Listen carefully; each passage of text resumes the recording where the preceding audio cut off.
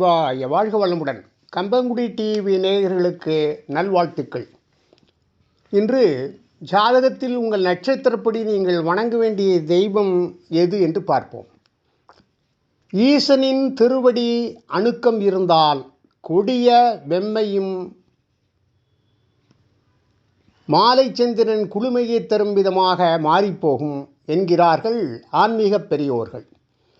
பிணி, வறுமை, பயம், தீவினைகள் என எந்தவித பிரச்சனைகள் இருந்தாலும், துயரங்கள் இருந்தாலும், நமக்கு தெய்வத்தின் அருள் இருந்தால் அவை யாவும் சூரியனை கண்ட பனிபோல் விலகி போகும்.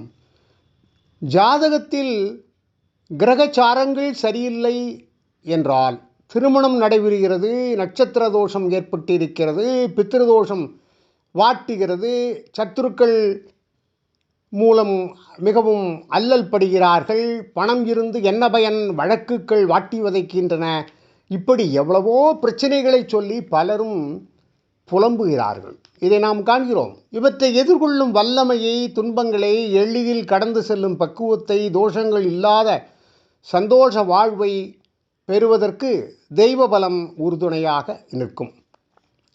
இறையின் அனுக்கிரகம் இருந்தால் எந்தவிதமான கோள் சாரமும் நமக்கு துன்பம் விளைவிக்காது. கோள் பாதிப்புகளுக்கு காரணமான விளைவுகளும் கரைந்து போகும். அதனால் நாள் என் செய்யும், வினைதான் என் செய்யும், நாடி வந்த கோள் என் செய்யும் என்று பாடி வைத்திருக்கிறார்கள் முன்னோர்கள். ஆக எல்லோருக்கும் இறையருள் தேவை. அதற்கு தினமும் இறை வழிபாடு செய்வது மிக அவசியம். ஜோதிட நூல்கள் குறிப்பிட்ட குறிப்பிட்ட தெய்வங்களை வழிபடுவதால் எண்ணற்ற பயன்களை பெறலாம் என்று வழிகாட்டுகின்றன. அந்த வகையில் அவரவர் நட்சத்திரத்திற்கு எந்த தெய்வங்களை வழிபடுவது சிறப்பு என்பதை நாம் புரிந்து கொள்ள வேண்டும். அஸ்வினி, மகம், மூலம் இந்த 3 நட்சத்திரங்களுக்கும் கேது கிரகத்தில் ஆதிக்கத்தை பெறுகிறார்கள். கேது பகவான் ஞானகாரகன்.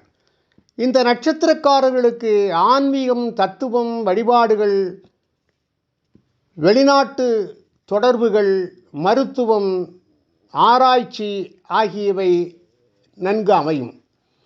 கேது பகவானுக்கு அதிபதியாக விளங்குபவர் விநாயகப் பெருமான்.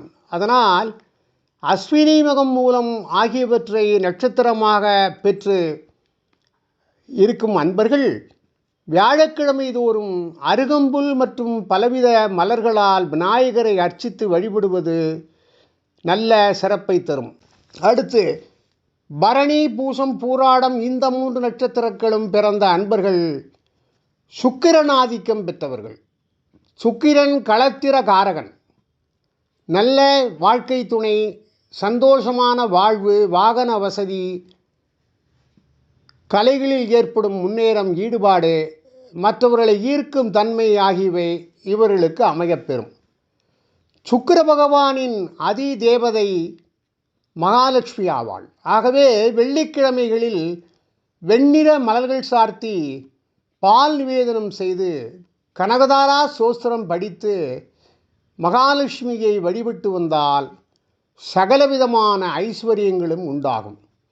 6, 15, 24 ஆகிய தேதிகளில் பிறந்தவர்கள் இந்த வழிபாட்டை செய்யலாம்.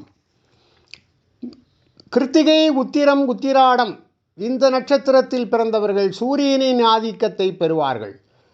சூரியன் ஆத்மகாரகன், பித்ருகாரகன். அதிகாரம், அந்தஸ்து, தலைமை பொறுப்பு தாங்கும் தகுதி, அரசாங்கத்தின் தொடர்பு, நேர்மை, கம்பீரம், உயரிய சிந்தனை ஆகிய அம்சங்கள் இந்த நட்சத்திரக்காரர்களுக்கு அமையப்பெறும். சூரியனின் அதிதேவதையாக சிவபெருமான் திகழ்கிறார்.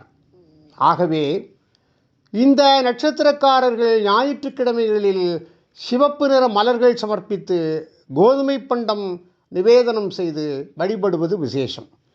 அதனால் நல்ல உத்தியோகம் கிடைக்கும், உயர் பதவி வாய்ப்பு தேடி வரும். 1, 10, 28 ஆகிய தேதிகளில் பிறந்தவர்களும் இந்த வழிபாட்டை செய்து பலன் பெறலாம். ரோஹிணி, அஸ்தம், திருவோணம் இந்த 3 நட்சத்திரங்களில் பிறந்த அன்பர்கள் சந்திரனின் ஆதிக்கத்தை பெற்றுவார்கள். சந்திரன் மனோகாரகன், மாத்திருக்காரகன் ஆவார்.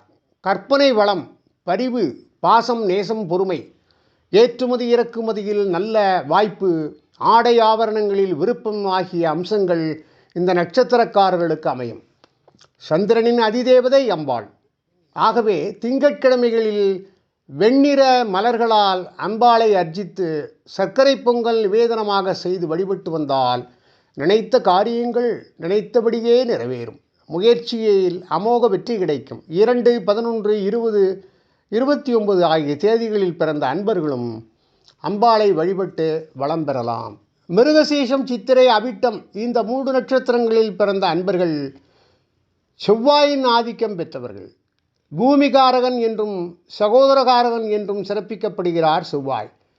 வீரதீரம், தைரியம், விளையாட்டு, கட்டடக்கலை, மருத்துவம், இராணுவம்,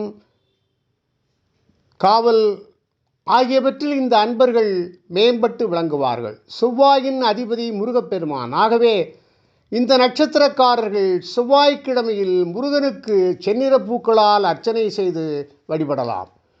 9, 10, 27 ஆகிய தேதிகளில் பிறந்தோறும் இங்கனம் முருகனை வழிபட்டு சஷ்டி கவசத்தை சொல்லி வணங்கி வந்தால் சகலவிதமான நன்மைகளும் கிடைக்கும், தடைகள் நீங்கும், எதிலும் முன்னேற்றம் உண்டாகும். திருவாதிரை, சுவாதி, சதயம் நட்சத்திரங்களில் பிறந்தவர்கள் ராகுவின் ஆதிக்கத்தில் இருப்பவர்கள். ராகு போககாரகர். புதிய சிந்தனைகள், கண்டுபிடிப்புகள், சகல துறைகளிலும் ஆர்வம், தனிமை விரும்புதல் ஆகியவை இந்த அன்பர்களின் குணாதிசயங்களாகும். ராகுவின் அதிதேவதை துர்க்கை. ஆகவே இந்த நட்சத்திரக்காரர்கள் ஞாயிற்றுக்கிழமைகளில் துர்க்கை அம்மனை பலவித வண்ண மலர்களால் அர்ச்சித்து வழிபடுவது விசேஷம். 4, 13, 22, 31 ஆகிய தேதிகளில் பிறந்த அன்பர்களும் இந்த வழிபாட்டை செய்யலாம். இதனால் எதிர்பார்த்தபடி செல்வங்கள் சேரும், புகழ் உயரும், நன்மை ஏற்படும். புனர்பூசம், விசாகம், புரட்டாதி நட்சத்திரங்களில் பிறந்தவர்கள் குருவின் ஆதிக்கத்தை பெறுவார்கள். குரு தனகாரகன், புத்திரகாரகன் ஆவார். தனம், தாம்பத்தியம், பாக்கியம், புகழ், நேர்மை, கடமை தவறாமை, வங்கிப்பணி, அதீத பக்தி ஆகிய அம்சங்கள் இவர்களுக்கு உண்டு. குருவின் அதிதேவதை தட்சிணாமூர்த்தி பகவான். வியாழக்கிழமையில் தட்சிணாமூர்த்தி பகவானுக்கு மஞ்சள் நிற பூக்கள் சமர்ப்பித்து கொண்டைக்கடலை நிவேதனம் செய்து வழிபடலாம். 3, 12, 21, 30 ஆகிய தேதிகளில் பிறந்தவர்கள் இந்த வழிபாட்டை செய்யலாம். இப்படி வழிபடுவதால் இல்லத்தில் செல்வகடாட்சம் நிலைத்திருக்கும், மங்களமான காரியங்கள் நடைபெறும். பூசம், அனுஷம், உத்திரட்டாதி நட்சத்திரத்தில் பிறந்த அன்பர்கள் சனியின் ஆதிக்கம் பெற்றவர்கள். சனி பகவான் ஆயுள்காரகர், தொழில்காரகர். திருமணம், வேதாந்தத்தில் நாட்டம், விவசாயம், கனிமம், எண்ணெய் வித்துக்கள் சார்ந்த பணிகள், தலைமை பொறுப்பு ஆகியவை அமையும். சனி பகவானுக்கு அதிதேவதை வேங்கடேச பெருமாள் ஆக விளங்குகிறார். இந்த நட்சத்திரக்காரர்கள் சனிக்கிழமைகளில் திருவேங்கடனுக்கு துளசி, கருங்குவளை மலர்களை சமர்ப்பித்து அன்னம் படைத்து வழிபட்டு வந்தால் சகலவிதமான நன்மைகளும் ஏற்படும். 8, 17, 26 ஆகிய தேதிகளில் பிறந்தவர்களும் இந்த வழிபாட்டை மேற்கொள்ளலாம். ஆயில்யம், கேட்டை, ரேவதி இந்த நட்சத்திரங்களில் பிறந்த அன்பர்கள் புதன் கிரகத்தின் ஆதிக்கம் பெறுகிறார்கள். புதன் புத்திகாரகன். சிறந்த கல்வி, வேலைவாய்ப்பு, வியாபாரம், கணினி, எலக்ட்ரானிக் மீடியா, ஜோதிடம் சார்ந்த பணிகள், வாக்குவன்மை, சாமர்த்தியம் ஆகியவை இந்த அன்பர்களுக்கு அமையும். புதனின் அதிதேவதை மகாவிஷ்ணு. ஆகவே இந்த நட்சத்திரக்காரர்கள் புதன்கிழமைகளில் பெருமாளுக்கு துளசி, பச்சை நிற மலர்கள் சமர்ப்பித்து வழிபட்டு வந்தால் எல்லா நன்மையும் கிடைக்கும். 5, 14, 23 ஆகிய தேதிகளில் பிறந்தவர்களும் இந்த வழிபாட்டை செய்யலாம், புகழும் கீர்த்தியும் உண்டாகும். இந்த நட்சத்திரத்துக்கு உரிய தெய்வங்களை வணங்கி வழிபடும் பொழுது உங்களுக்கு உரிய தெய்வங்களோடு சேர்த்து குலதெய்வத்தையும் தொடர்ந்து வணங்கி வழிபட்டு வந்தால் சகலவிதமான தோஷங்களும் பீடைகளும் நீங்கும், வாழ்வில் சந்தோஷம் பொங்கிப் பெருகும். ஆகவே அவரவர் நட்சத்திரங்களுக்கு உரிய தெய்வத்தை வணங்கி எல்லாவித நன்மைகளும் பெற்று வளமாக வாழ்வீர்களாக. வாழ்க வளமுடன். ஓம் நமச்சிவாய.